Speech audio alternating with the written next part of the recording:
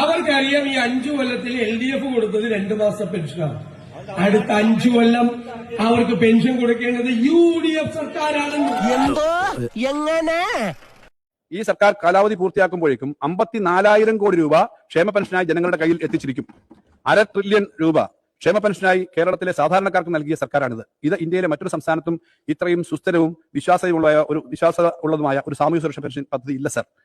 ഉമ്മൻചാണ്ടി സർക്കാരിന്റെ കാലത്ത് 5 വർഷം കൊണ്ട് 10,700 കോടി രൂപയാണ് മാത്രമാണ് ക്ഷേമ പെൻഷനായി നൽകിയത്. എന്നാൽ ഒന്നാം പിണറായി സർക്കാരിന്റെ കാലത്ത് മുൻ സർക്കാരിന്റെ കുടിശ്ശികയായ തുക ഉൾപ്പെടെ 35,089 കോടി രൂപ നൽകി. 1-2 പിണറായി സർക്കാരുകൾ 10 വർഷം കൊണ്ട് ക്ഷേമ പെൻഷനായി നൽകിയത് 90,000 കോടി രൂപയാണ്.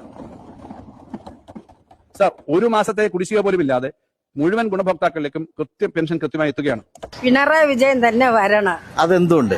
600 രൂപ പെൻഷൻ തന്നത് ഇപ്പൊ 2,000 രൂപയിലാക്കി.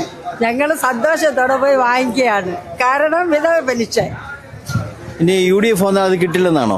അവര് തരൂല്ലെന്ന് തന്നെ ഞങ്ങളുടെ വിശ്വാസം. അപ്പം LDF ആണ് നിങ്ങളുടെ പെൻഷൻ നിങ്ങൾക്ക് കൃത്യമായിട്ട് കിട്ടുമെന്നാണോ? കിട്ടും. ചിരിയെങ്കിലും വിവരം ഉണ്ടോടാ നാണം കെട്ടവരെ.